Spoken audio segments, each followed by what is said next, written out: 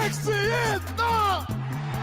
Welcome to Raw is Jericho! The following announcement has been paid for by the New World Order. Listen up, you blind slapnut. If I can be serious for a minute. This is the Flex Network. This is the Flex Network. Flex on them. Flex on everybody. The real reason I came here tonight is because we are live! We Flex are NXT.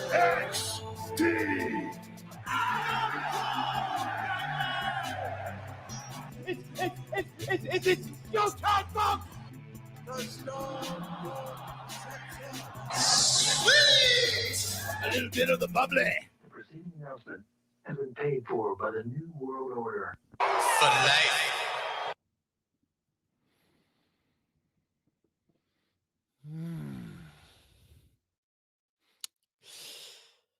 Man, it's hot down here, guys. Ladies and gentlemen, boys and girls, children of all ages.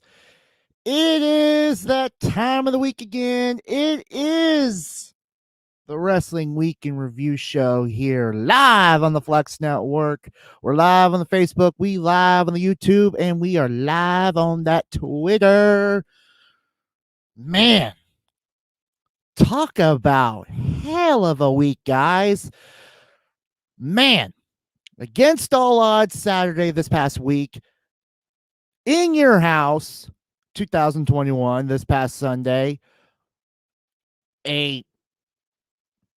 I would say huge card that was shown on Monday Night Raw. 10 matches, I would guess.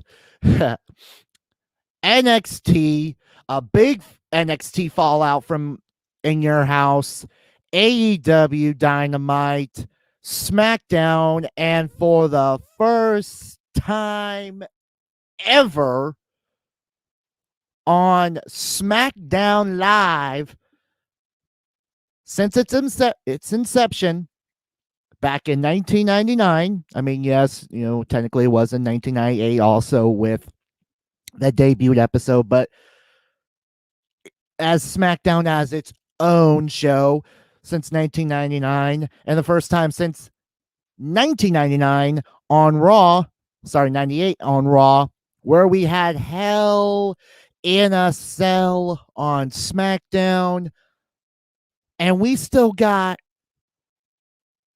Hell in a Cell this coming week, the final pay-per-view inside the Thunderdome before the WWE hits the road, Jack, and comes to your town, comes to your city, ladies and gentlemen. But yes, a stacked week, guys, and boy, oh boy, seriously, I'm schwitzing down here, and even with my Orange Cassidy t-shirt, just chilling out down here in hell, I need to get back into the studio. It's like, hey, guys, you want me to stay down here for a little bit? Great. Thanks, Timmy. Yeah, I'm looking at you. Thanks a lot, Timmy. You're supposed to send me back upstairs. Now I'm supposed to stay down here. All right, okay. Normally I would say that for October, keep me down here. Normally being Hell in a Cell month, but because for some odd reason they decide, oh hey, we're gonna make Hell in a Cell a June pay-per-view instead of in October. Fine, keep me down here for a little bit longer. I'm gonna enjoy my hell whether you like it or not. But let's get on with the show, guys. Of course, I am the Snowman, and let's get into the show of the Wrestling Week in Review here, live in the living color. Of course, let's get on with some news. Quick little news, little bit. We know that Becky Lynch has been seen at the Performance Center, ladies and gentlemen. So the man is looking like she might be on her way back soon. Very, very, very soon. She shall be back in the ring, the brand new mother. That is great. I've been dying to see Becky Lynch back in the ring since she left at last year's Money in the Bank. And I literally, I've been waiting, and I've been, just sitting here, just like, what, with my nice cup of dew, just waiting for the man to come back around and take charge of her SmackDown. I mean, because actually, no, sorry, she was Raw. Well, but again, Raw, SmackDown. I mean, she was on mostly both, but of course, being the Raw Women's Champion, she was on Raw. But I can't wait to see when Becky Lynch gets back in the ring. Hopefully, it's by SummerSlam. Keep our fingers crossed here on the Flex Network. Of course, speaking of SummerSlam, of course, Stephanie McMahon has said that there will be huge surprises at SummerSlam this coming August. I'm actually wanting to see what this is going to entail, ladies and gentlemen. I kind of want to know what is going to happen. The biggest party of the summer in Viva Las Vegas. I cannot wait for August to come around. The scorching hot of the summertime in the Vegas desert at Allegiant Stadium, home of the Las Vegas Raiders. I cannot wait. Sin City is going to be on fire. But as I said last time, with a big boxing match down the street, I don't know. We'll have to wait and see how well that is going to be, bringing up with that big huge boxing match coming up at end on that same night in August for SummerSlam. I'm iffy on that, but hopefully it's enough to draw people away from that over to SummerSlam, just for everyone to hit, after the main event at SummerSlam, head on over and catch the big fight down at MGM Garden Arena. And of course, if you watch Impact this past week, Don Callis is officially fired as the executive VP for Impact, thanks to his quick triggering of firing Sami Callihan, who really showed up granted, he had his great street fight. We're going to talk about what went down against all odds in a short little bit. Had a knockdown, drag him out win at against all odds with Tommy Dreamer against the Good Brothers, Doc Gallows and Carl Anderson, and then somehow ended up in Daly's place down there in Jacksonville after Kenny Omega had beaten Moose thanks to some help from some young bucks and retained his Impact World title, and then got fired by Don Callis immediately afterwards, which we'll talk about. We'll get into that a little bit more. But yes, he is officially fired as a VP on Impact Wrestling.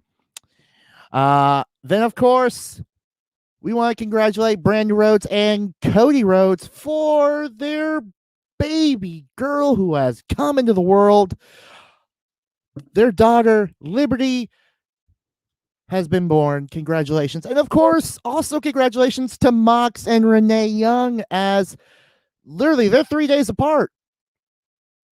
As Mox and Renee have also given birth to a baby girl. So, of course, she's already announced on her social media network that she is going to be taking some time off being a mom from doing her podcast. So she's going to take a little time off, which is okay. So, but congratulations to those two families on their new additions to the world. Thank you.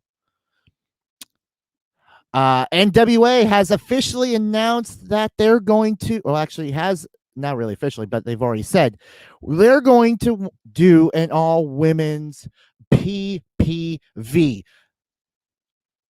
That is going to be good, guys. I mean, while, yeah, Mickie James is on over there at NWA now with her husband, the reigning the National Wrestling Alliance heavyweight champion of the world.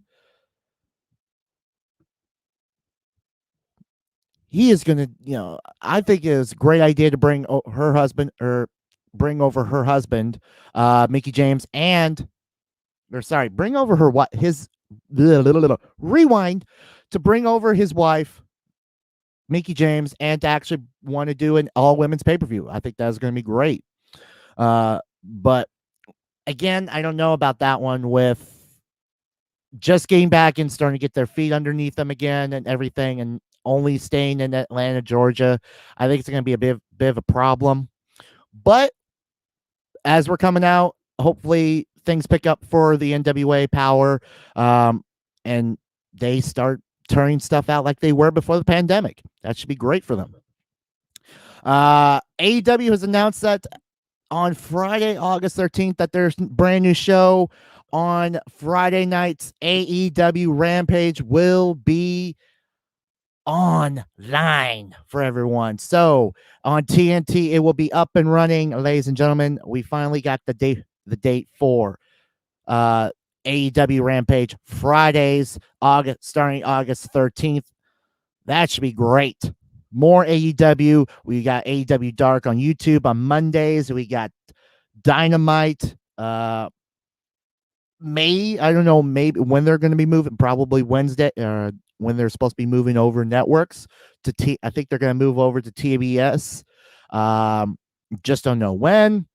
And of course, now with a Friday show of Rampage on Fridays starting August 13th, they're going to be very well diverse into how they're going to get a lot of wrestlers time on the air, whether it be on YouTube or on one of the two big TV shows, Dynamite or Rampage. I think it's going to look very well received by the fans and the wrestling community to have more airtime, which is great. And then, of course, big news out of New Japan Pro Wrestling. They have finally announced that they've got their Wrestle Grand Slam event that was rescheduled from May 9th or May 15th. Finally has a date. We're going to have it from the Tokyo Dome, July 25th. And we already have the main event scheduled. The IWGP World Heavyweight Championship will be up for grabs as Shingo Taiji will take on the former champ, the first inaugural IWGP World Heavyweight Champion, Kota Ibushi.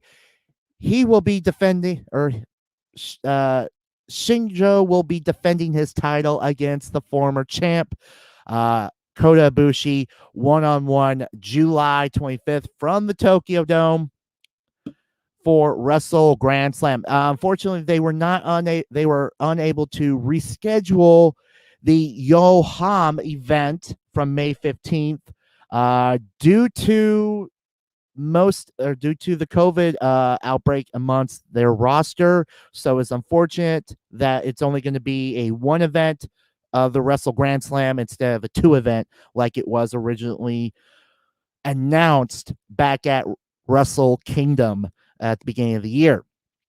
So that is the news for this week, this tightly contested, packed in wrestling week. Okay, Toby, can I get out of Hell Now? I need to talk about Hell in a Cell first, or before we could get out. Okay, fine. I'll save it for the end because that's going to be the end of the show. We're going to recap. What? So you want me to talk about? Okay, you want me to talk about what went down against all odds? Okay, against all odds this past Saturday. Of course, we had Sami Callihan and Tommy Dreamer taking on the Good Bros in a street fight. That was a good matchup to start the show, start the night off, and very good pickup victory for Sami Callihan. Good enemies make great partners when they are forced together. Forced to be together. Of course, the old saying is the enemy of my enemy is my friend. And, well, Sami Callihan and Tommy Dreamer are no stranger to one another. They are enemies, so might as well take out some people that they don't really necessarily like in the Good Brothers and Gallows and Anderson. Singles matchup, Joe Doring taking on Satoshi Komajai. The name butcher still rocks in hell, guys. I cannot make this up. I have the worst time saying names down here, even in hell. One-on-one, it was okay matchup. Joe Doring picks up the victory in a one-on-one match. Five-way matchup to determine number one contender for the X Division Championship of the World. At a future date, we got Petey Williams taking on Trent Miguel, Austin Ace, the WAC World Champion. Of course, I have to throw that in every time his name comes up. Chris Bay, and of course, Rohit. Okay, you know what? I don't need my sunglasses anymore. It's starting to get a little bit dimmer down here. Rohit Raju. Unfortunately for this match ended up no contest. So what to do for the X Division title opportunity? Well, how about we make it an Ultimate X match? That's right. Josh Anderson will defend his X Division Championship against Rohit Raju, Chris Bay, Trey Miguel, Austin Ace, and Petey Williams at Slammiversary in July in an Ultimate X match. That should be awesome, to say the least, guys. Cannot wait for that. W. Morrisley taking on Rich Swann one-on-one. And Rich Swann, unfortunately, it was not his night, as Morrisley defeated Rich Swann via pinfall. It was a good matchup. It was just a bad night for Rich Swann, the former Impact World Champ. Tanel Dashwood taking on Jordan Grace. I actually like this match. It was a very good matchup between these two women. Dashwood picks up the victory over Jordan Grace in a great matchup right there. Impact Tag Team Knockouts titles up for grabs. The Impact Knockouts Tag Team titles up for grabs as Fire and Flava taking on Kimberly and Susan. It was not Kimberly and Susan's night at all. Fire and Flava pick up the victory and retain their Knockouts title. Impact World Tag Team titles up for grabs. Violent by Design taking on Decay. Violent by Design, true to their word. Violence by Design, they pick up and retain their tag team titles with Diener and Rhino retaining their tag team titles. And then the Knockouts title up for grabs in a one-on-one matchup. Denona Perezzo taking on Rosemary. Rosemary couldn't get the job done on Saturday as she loses. And then, of course, the main event singles match between Kenny Omega and Moose for the Impact World title at AEW's home base in Daly's Place. And this match, I really thought was going to be Moose's, but thanks to them young bucks, Kenny Omega pulls out the victory and retains his title, the Impact World title. He retains it. And now, as moving on to take on Sami Callihan a one-on-one at Slammiversary for the Impact World title, as Sami Callihan is next in line. And we also know that at Slammiversary, we're going to get Moose taking on Chris Sabin, part of the Motor City Machine Guns. Right there. Should be a great Slammiversary that we know of as the card continues to build as we head towards July. But that was against all odds. We had TakeOver in Your House also on Sunday. And boy, was that a great event. TakeOver in Your House. On the pre-show, Saray and Zoe Stark defeated the Robert Stone brand of Aaliyah and Jesse Kamel. it was a good little opening matchup to for the pre-show. Zoe Stark and Saray picking up the victory in a tag team match. Open first matchup on the night. The winner takes all 6-man tag for both the NXT North American and tag team titles as Bronson Reed and MSK defend their titles against Legadar. I cannot speak right now. Literally, it's like I got something just down here in hell. But Legar, brain fart. Legardo del Fantasma. There we go, finally. And this was a awesome match, to say the least. It was a great way to kick off the show on the pay-per-view side, and it was awesome. I loved it. Unfortunately for Santos, he's still DEA on the dash on the floor from going through that side plexiglass and barricade, just getting squashed. Dead. One-on-one matchup, Xia Li taking on Mercedes Martinez. And I remember this first matchup that they did back at the Women's Classic, the Mae Young Classic. And you could tell easily from both matches that this was a complete difference in style and in techniques and just the feel of the match itself. And while it was like very well different, it was still very enjoyable. Xia Li picks up the victory, and of course, I mean, with Xia Li just going through an evolutionary change since that Mae Young Classic matchup with Mercedes Martinez. Mercedes Martinez has also somewhat changed her attitude and way of handling herself, but it's still the same. But there's just complete differences from night and day from that first two matchups so long ago, which I'm a fan of. Ladder match for the $1 Million Championship as LA Knight and Cameron Grimes duke it out in a ladder match. This was a a very fun match to watch. Let's go with that. LA Knight picks up the victory as Cameron Grimes then failed to climb the ladder and reach for the $1 Million Championship. It sucks, but oh well. NXT Women's title up for grabs. Raquel Gonzalez taking on Ember Moon 1-on-1, and Raquel Gonzalez is everything she says she is. She is the legit NXT Women's Champion right now. She's retained, and it was a awesome matchup. Unfortunately for Ember Moon, she came up just short.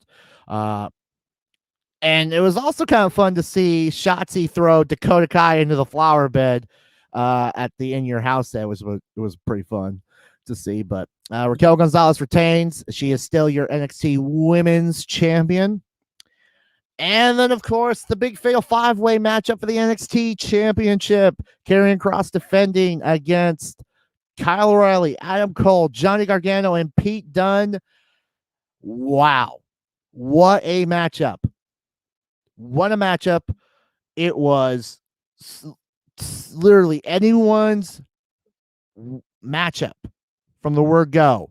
And even in the promo, you could hear, and even the press conference from what I believe the day earlier or a couple days earlier, but Karrion Kross said he was going to be the most worried with Kyle O'Reilly and Adam Cole that it was going to be Kyle O'Reilly, picking up the victory over Adam Cole, and Karrion Kross was, that was his nightmare, that it was going to be Kyle O'Reilly, and it almost came true.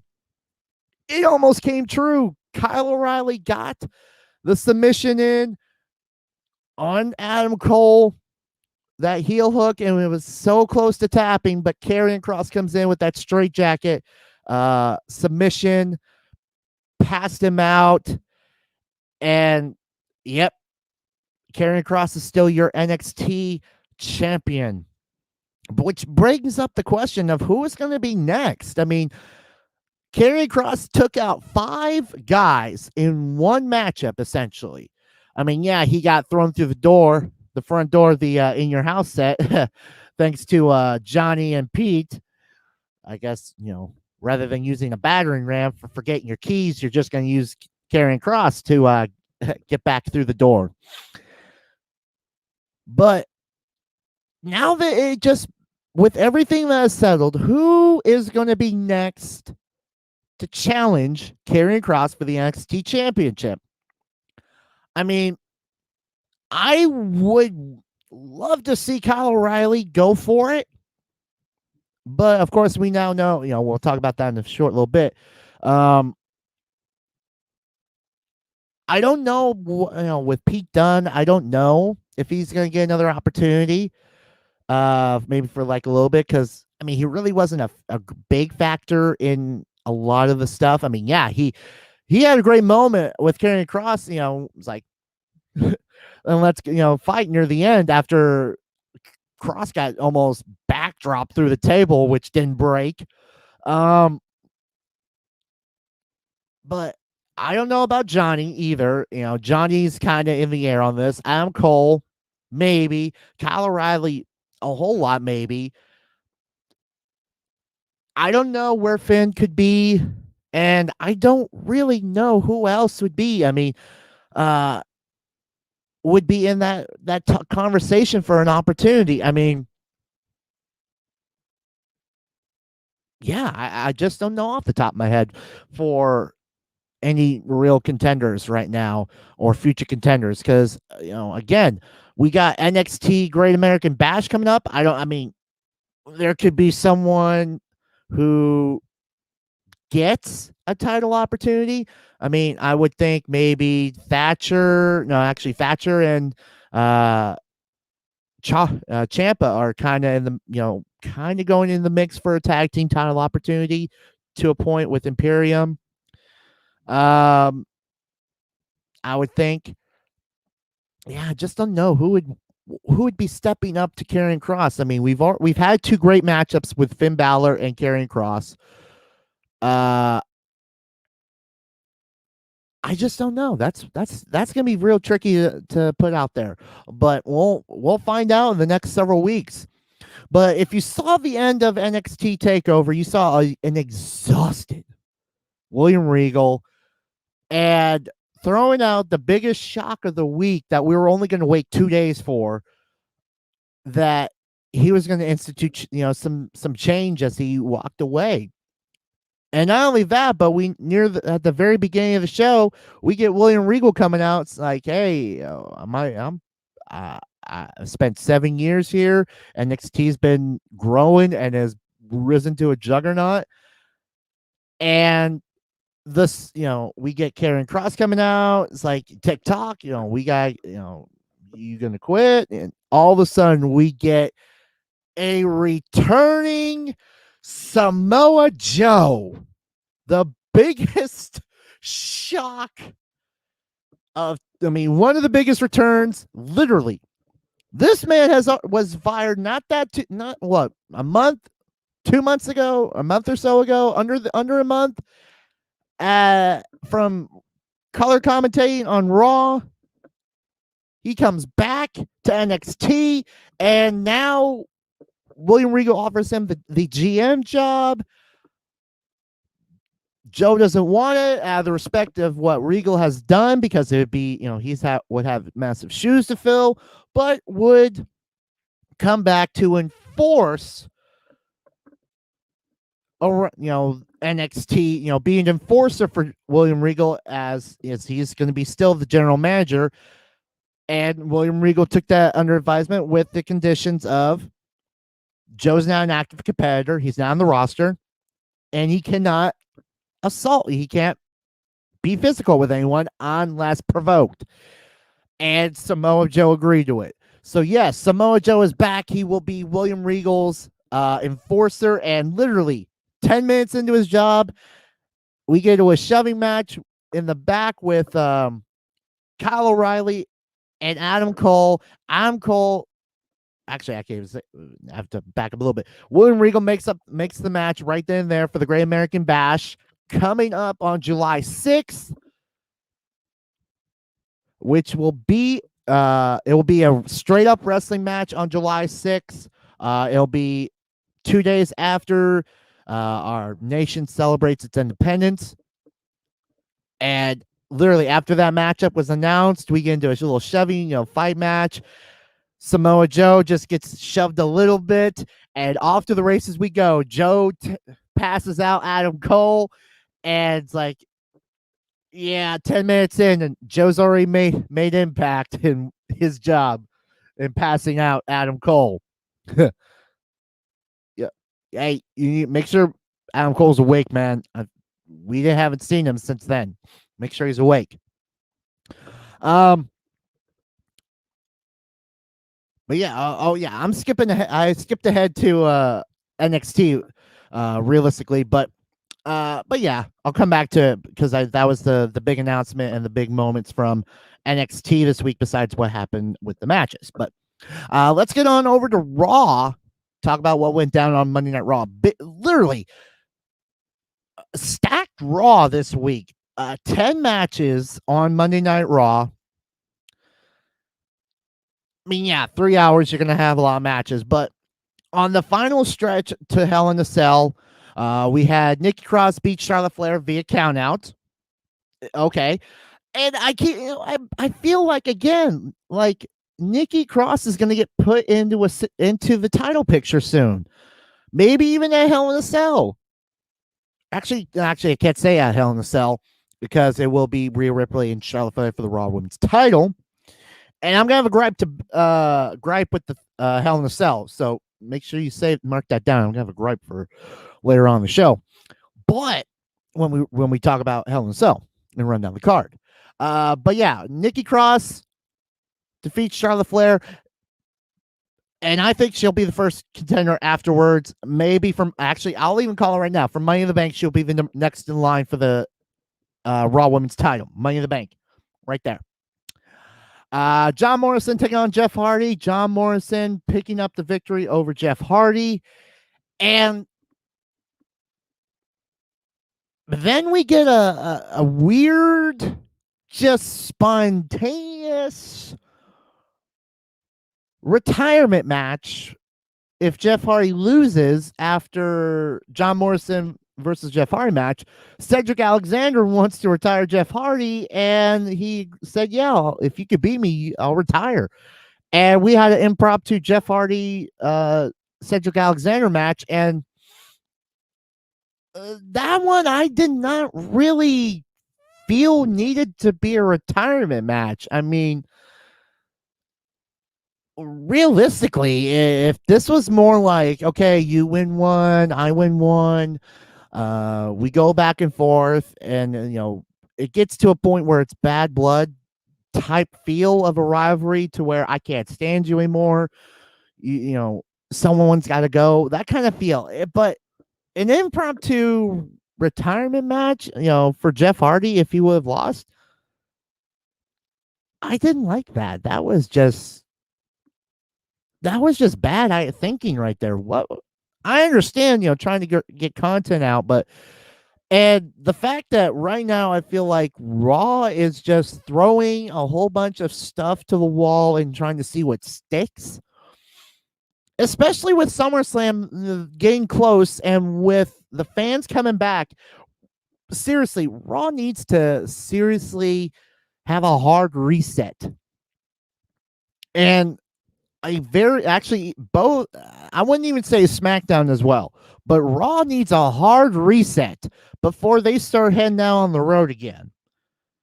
Because if they continue what they're doing now from the Thunderdome into what is going to be going back on the road, going to town, week in and week out on the USA Network, then I feel like there is going to be some serious problems on Raw, and it's just going to be so chaotic when it hits the road again. But yeah, Jeff Hardy taking on Cedric Alexander in a Prop 2 matchup. It was okay, but the concept of it was just crazy. Jeff Hardy wins. And then we get the debut, the return of Eva Marie, the big return. And her first matchup is against Naomi. Except she didn't come alone, ladies and gentlemen, because she brought with her all the way from the UK, NXT UK brand. She picks up Piper Niven. She brings with her Piper Niven from NXT UK to join Eva Marie. And Eva Marie didn't even wrestle, ladies and gentlemen. Piper wrestled. And Piper beat Naomi. Now, I am seriously questioning Raw right now. Mark it down, put it in writing, and etch it. I seriously do not know what WWE is thinking. Or sorry, not even WWE. I don't know what Raw is thinking. Actually, let me revise that. I don't know what Raw and WWE are thinking right now. Because Eva Marie, I don't know what brings the idea that she needed to come back to WWE as a wrestler. I don't know. I never saw the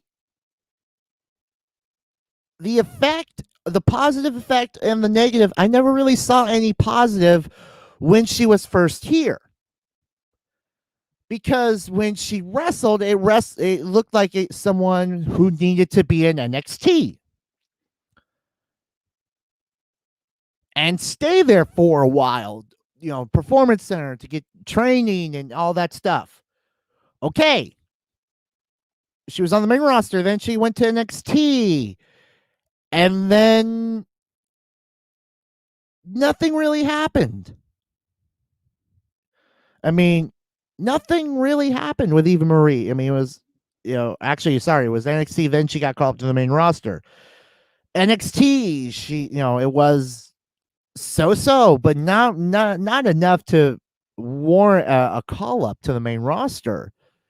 And the same, obviously went to Raw, then was transferred over to SmackDown, and then right before SummerSlam, gets suspended. She leaves WWE, and she does, goes out and does movies and fitness, marketing, promotion, and stuff like that. She goes and does other things, which obviously she excels at. She excels very well at that stuff. She did well in movies. She had some good movie roles out there, some appearances, and media, social media and promotional stuff. It's just okay. It works for you. But it just never seemed like wrestling was in the forte of her talent, because first match back, she didn't wrestle. It was Piper. And yet she wants to say, oh, well, Piper won, so I won. It's in the record books. I won my first match back.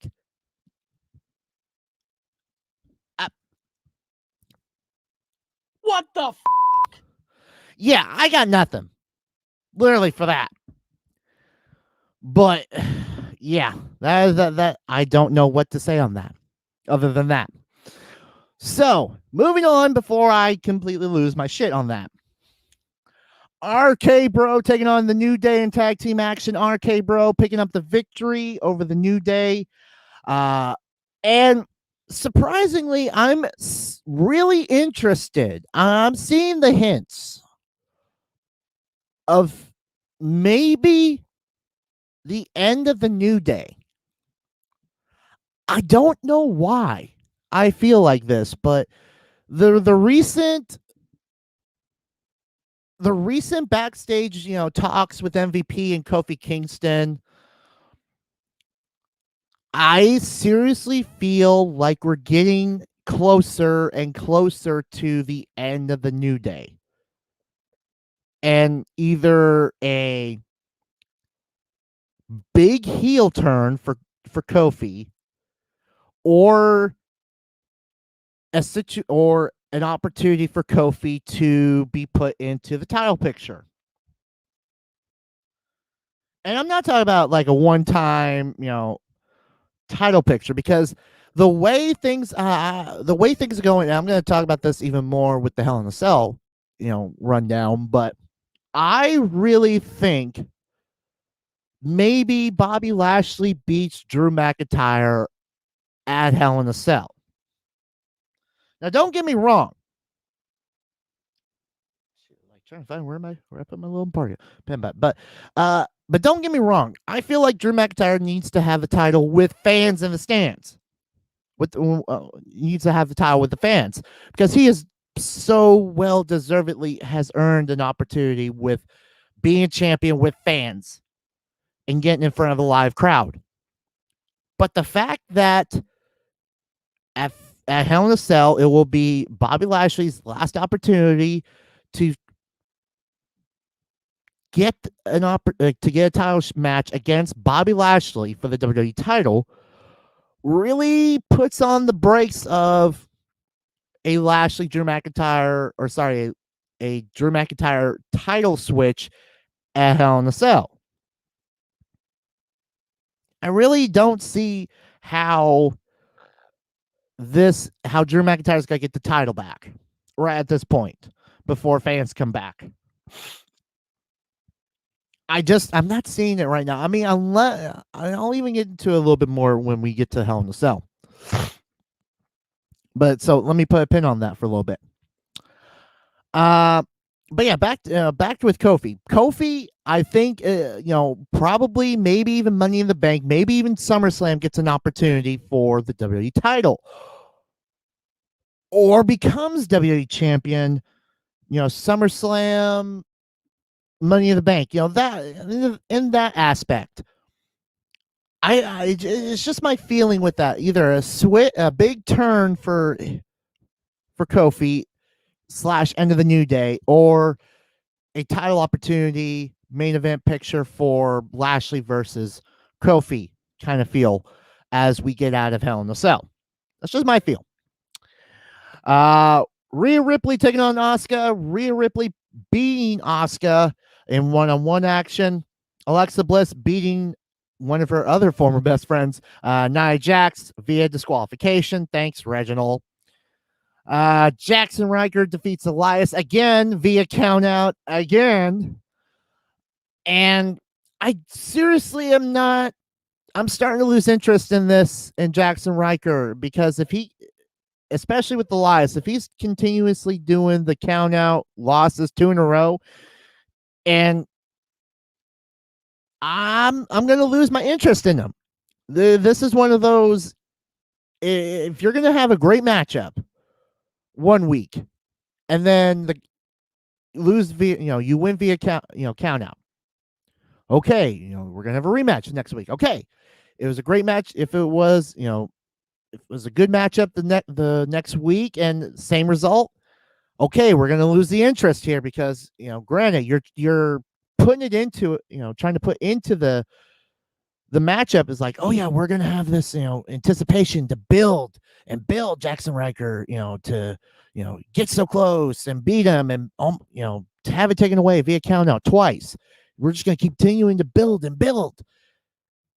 I don't think it's gonna work that way in your favor, guys. If you're trying to get Jackson Ryker to get to that next level after everything that's gone on with him, if you're trying to build him up and get him to have great matches and all this stuff, and if it's built in that Elias is going to win via count up for 2 weeks straight, and if you're going to have a third opportunity next week, I seriously doubt that it's going to hurt. It's going to help Jackson Ryker a lot. It's going to hurt him. Just putting it out there, that's going to hurt in the long run. Short term, it's really going to hurt. Long term, it's going to hurt very long. AJ taking on Drew McIntyre. Match ended in no contest. As thanks to interferences from Lashley and Omos. We got changed up to being a 6-man tag because Drew McIntyre tagged on with the Viking Raiders to take on Lashley, AJ, and Omos. And Drew gets some last-minute needed momentum heading into Hell in a Cell this Sunday as he and the Raiders pick up the victory over Lashley, the almighty Lashley, AJ Styles, and Omos. Raw was okay. Again, there's some really bad moments, or not really great moments for Raw, but otherwise it was okay as we head into Hell in a Cell weekend. NXT this week. We had, of course, the fallout from In Your House. Breezango taking on Imperium. Breezango picking up the victory over Imperium, but Imperium gets the last word and buries them under under their own flags. And it was a good matchup for Breezango and Imperium. I'm loving these tag team matches. These guys bring a lot of flair and a lot of great action to the tag division on NXT. This is why they have been, tag team champions in the past. They're very great. I like them. Kushida taking on Trey Baxter in a cruiserweight title open match. Kushida retains in a great matchup. Literally a great open matchup. I feel like the cruiserweight title with Kushida has been really great for NXT and the cruiserweight division on its own. I feel like we've been getting better and better matches every week since Kushida got the title. I feel like the title's being elevated every week, and I don't know who is going to either take the title off of Kushida or if the quality of the competition is going to continue to, if it's just going to stop. I feel like it's going to keep being better every week. Dakota Kai and Raquel Gonzalez taking on Kane Carter and Casey Catanzaro in women's tag team action. Dakota and Raquel pick up the victory in tag team action. Timothy Thatcher and Tommaso Ciampa beating the Grizzled Young Vets in tag team action. I feel like Ciampa and Thatcher are going to be in the hunt for the tag team titles very soon against MSK. That was essentially NXT. Besides Samoa Joe make his return, and we had our first matchup announced for Great American Bash. And, of course, William Regal is still your acting general manager, which is awesome. So we had on Friday, last night, of course, today's Friday. Thursday, we had Duel. It was Friday. Sorry. Friday. I'm like, ugh. Last night, Friday, we had Duel events going on, SmackDown and Dynamite. Dynamite, of course, because of the NBA playoffs, got pushed to Friday, and they're going to get pushed again for next week because they're going to be on Saturday night. We'll talk about that in a short little bit. But, of course, SmackDown for the week, we had the big announcement on Thursday that we got a Hell in a Cell match on SmackDown. But of course, we had Apollo Crews and Commander Aziz taking on Kevin Owens and Big E in tag team action. And it was very good. I liked the matchup. Of course, the whole dynamic with Sami Zayn, being a thorn in Kevin Owens' side. I'm loving it. As Kevin Owens was distracted with Sami Zayn, gets the spike to the throat. Aziz picks up the victory for his team, and Kevin Owens will now get an opportunity against Sami Zayn at Hell in a Cell this Sunday. Shinsuke Nakamura taking on King Corbin in a match for I don't know what. A couple, like several, I think it was like a month or so ago or like weeks ago. I forgot when, but they had made I think it was actually it was maybe even before Survivor Series, but their SmackDown had hyped up a match between Sami Zayn and King Corbin as a match of a match that no one really cared for. I really think that this ties it in the aspect of no one really cared to a point. Battle for the crown. Shinsuke Nakamura taking on King Corbin for the right to be named king, or the king of the king. And I just didn't see why we had to do that. I mean, King Corbin. Let's recap in the King Corbin saga, or in King Corbin world. Baron Corbin won the King of the Ring tournament eons ago. Let me double check of when it was.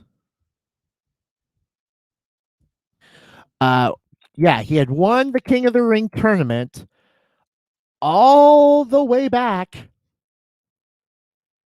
in 2019. Okay, beat Chad Gable.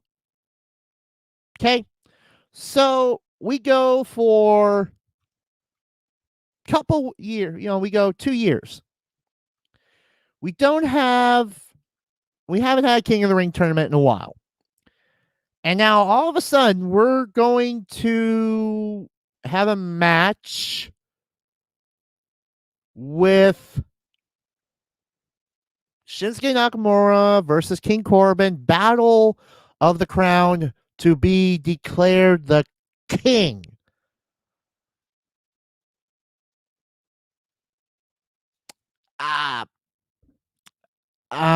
Yeah.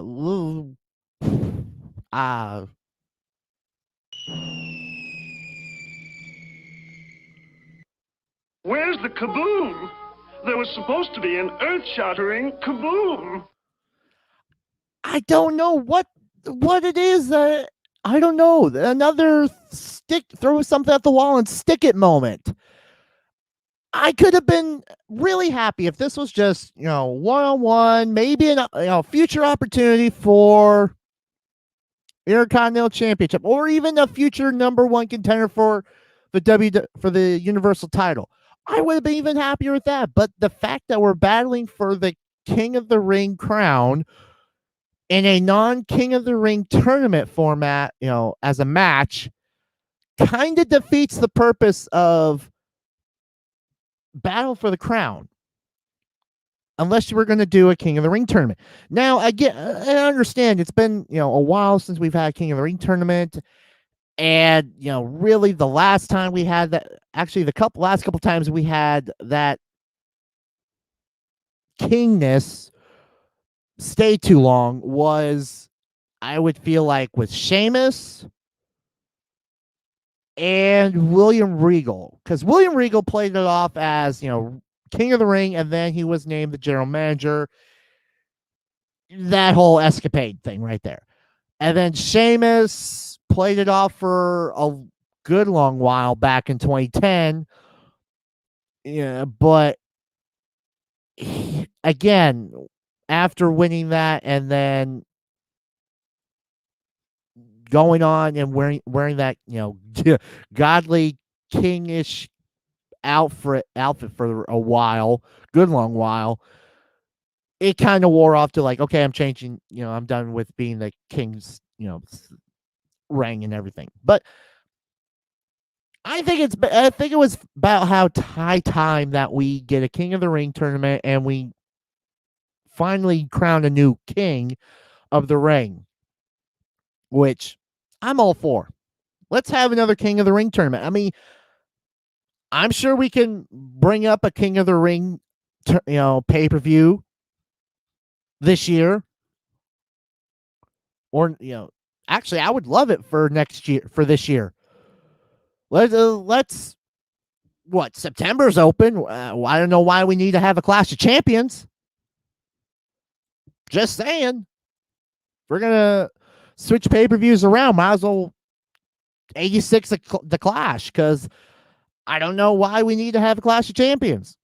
Just saying.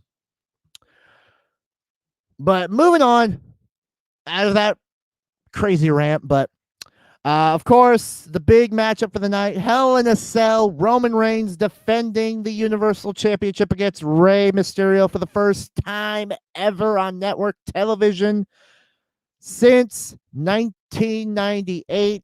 The last time we saw a Hell in a Cell matchup was Mankind versus Kane inside Hell in a Cell on Raw during the crazy times on the highway to hell. Ladies and gentlemen, that was so long ago. Literally, you could not understand. That was literally crazy all the way back then. But it was a good matchup. A very good match to watch on SmackDown this past week. It was a great Hell in a Cell matchup on, obviously for SmackDown, first time ever, and they headed out of the park for having a Hell in a Cell match. And I feel like, again, with having it on SmackDown rather than have it at the pay-per-view, 3 Hell in a Cell matches on a already stacked card. I mean, well, let me rephrase that. On a highly stacked singles card at this point, literally, there is no tag matches, there is no triple threats, there is no handicaps, there's no fatal 4-ways, there's no nothing but just one-on-one matches. And actually, I'll even go back to even the Shinsuke and King Corbin for a little bit, because I just remembered.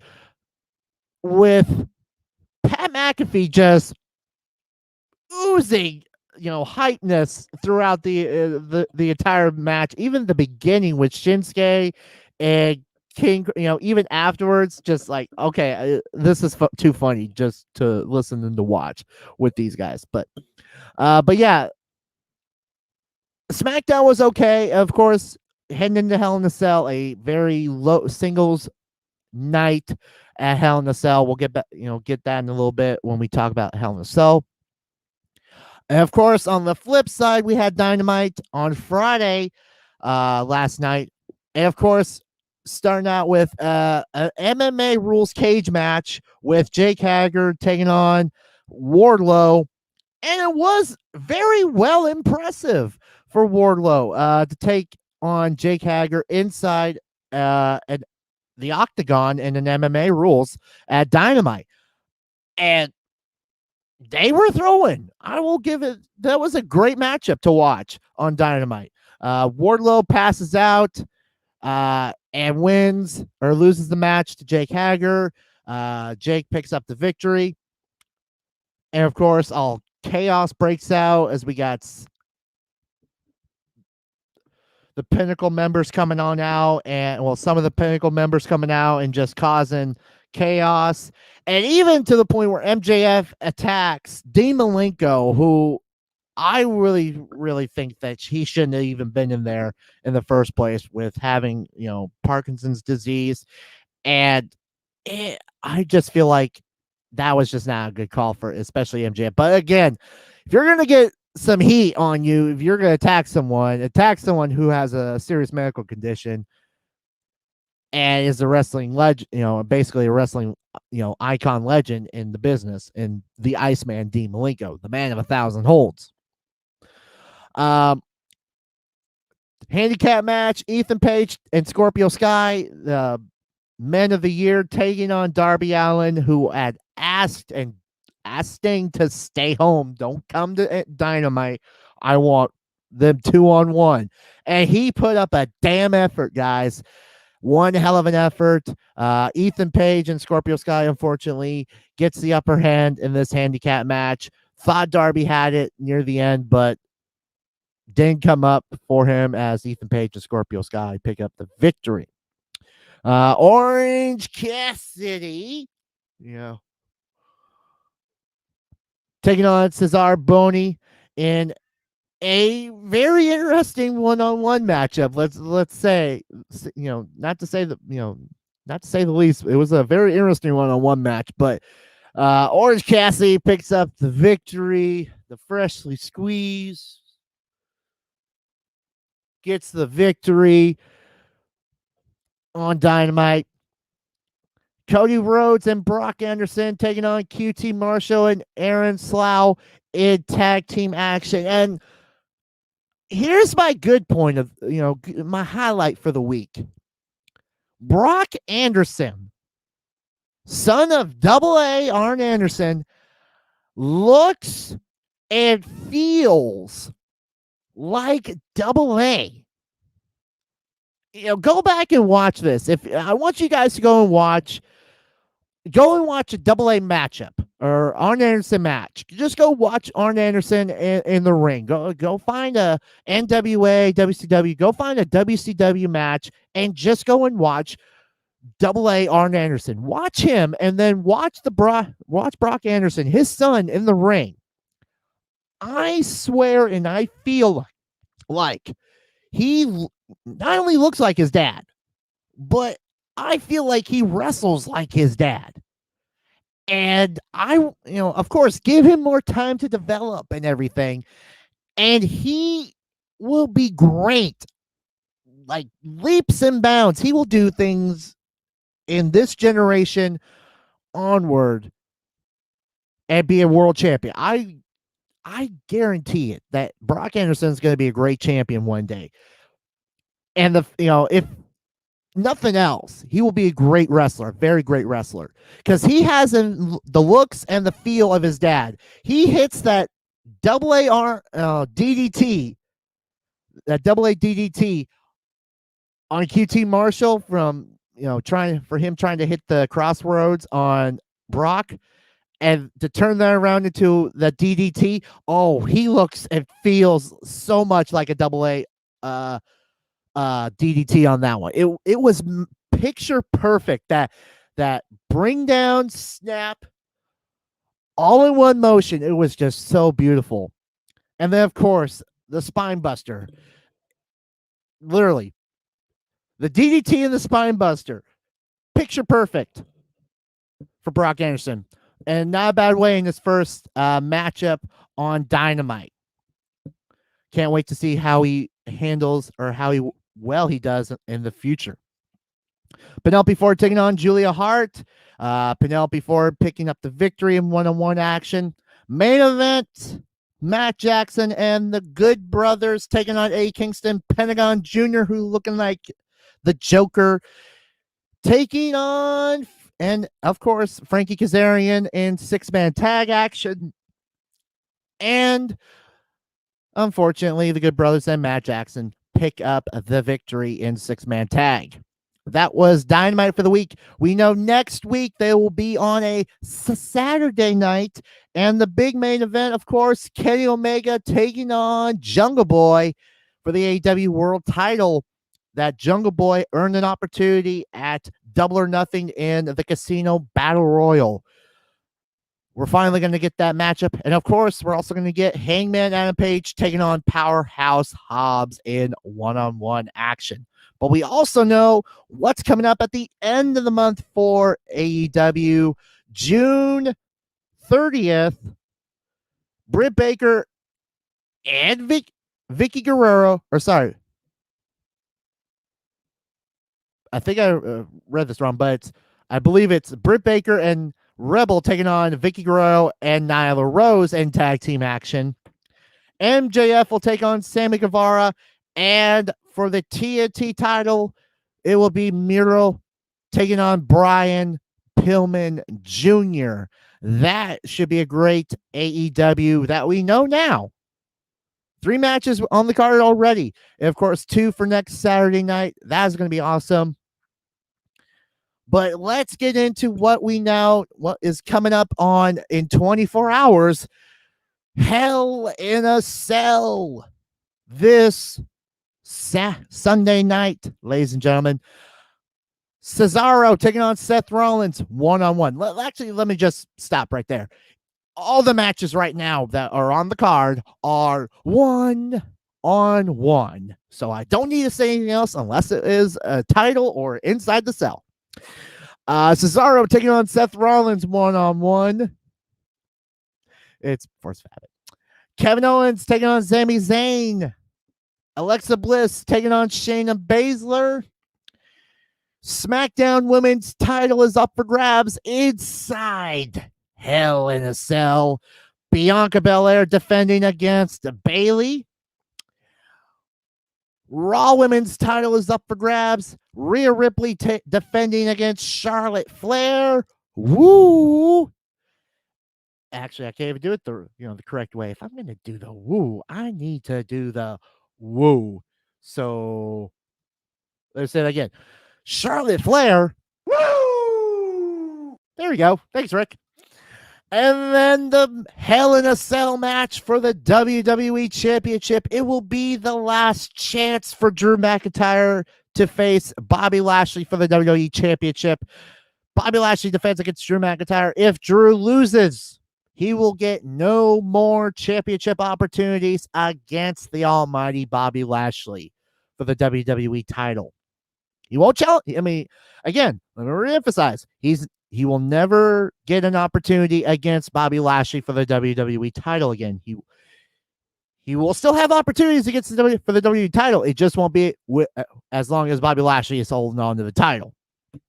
But yeah, that is Hell in a Cell this coming Sunday, and it's the final pay-per-view inside the Thunderdome because we know that Money in the Bank is going to be live in front of people again next month. Yes, they are going to be moving out of the Thunderdome and into the world again. They're going to be moving on. They're going to be heading to Fort Worth, Texas at Dickies Arena, and they're going to have fans for the first time since Elimination Chamber of March of 2020. It has been that long, ladies and gentlemen. And again, we don't know who's going to be at that. I mean, we don't know what matches are going to happen yet. Matches will be made in the coming weeks on the road to July 18th, Money in the Bank. But this is the final Thunderdome pay-per-view. Wow. Time flies when you're in the Thunderdome, ladies and gentlemen. I mean, we were at one Thunderdome, then we, have Tropicana Field. Now we switched, and now it's over. Our time in the Thunderdome is getting closer. But man, what a time we've had. But that's going to be it for me, guys. That is it. I got nothing else left for you guys. Okay, can I get out of hell at least to close the show, Timmy? Please. You're shaking your head, yes. Okay. 3, 2, 1. Okay, thank you. I'm back in the regular studio now. It's a lot. No, I'm not sweating as much. Okay. But yes, last little bit before we head on out of here. Of course. Wait a minute. Before we head on out, I know we got to plug all the social media accounts and everything.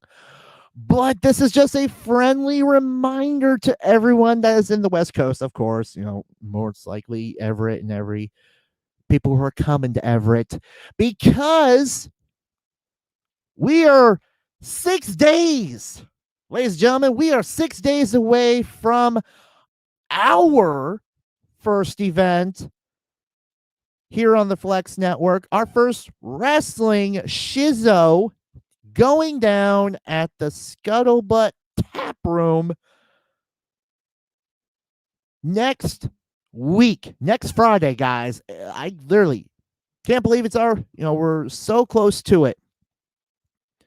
But unfortunately for everyone that hasn't gotten tickets, that was waiting to find out, hey, are we doing something on that Friday? Or finding out that, hey, we don't have to do anything. Oh, cool. I can go and get tickets for this. I'm sorry, but it is sold out. That's right. Unfortunately, if you were trying to come to Scuttlebutt Spot Fest 1, the beginning, it's sold out. Sorry. Should have bought your tickets earlier. But yes, June 25th at the Scuttlebutt Tap Room, 330 or 3314 Cedar Street, Everett, Washington, is going to be on and popping, guys. Of course, the man himself, Flex Matt, keeps posting out there all the matches. Make sure you keep a pay close attention on if he's got any more matches left to announce. But of course, the show starts pre-show starts at 7. Undercard starts at 7. Main card starts at 8 o'clock on the dot. So make sure you guys are there and loud and proud for this event. For Scuttlebutt Spot Fest 1, the beginning. And of course, our buddies at Without a Cause, they're coming back too, guys. Their dates are going to be announced soon. Man, wrestling's coming back, guys, with fans and people, so we can all enjoy it together. But that is, now I'm done with the plugging. Okay, I know you're giving me the wave. I need to go. Okay, now throw up the stuff I need to throw up for social media. Thank you. All right, be sure to like, subscribe, and follow us on Facebook for all of our fans football and MMA and wrestling content. On Twitter, you should be following us at the Flex Network 1 for your football and fans football needs. The football season's coming up, guys. We're getting ready for that. Talking fantasy football, getting you guys ready so you know who you should be picking up on your fantasy football teams so you can dominate. Get that info.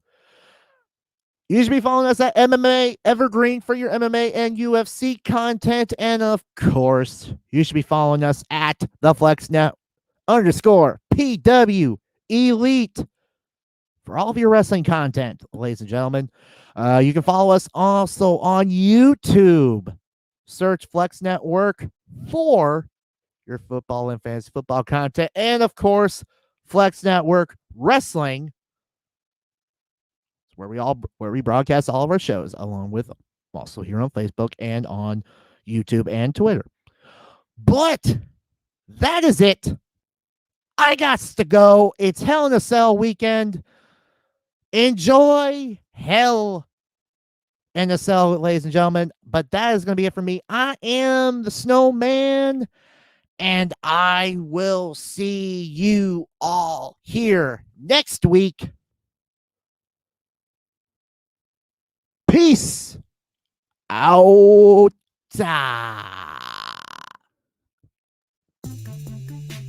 This has been the Pro Wrestling Week in Review Show. You got some fellow Canadians.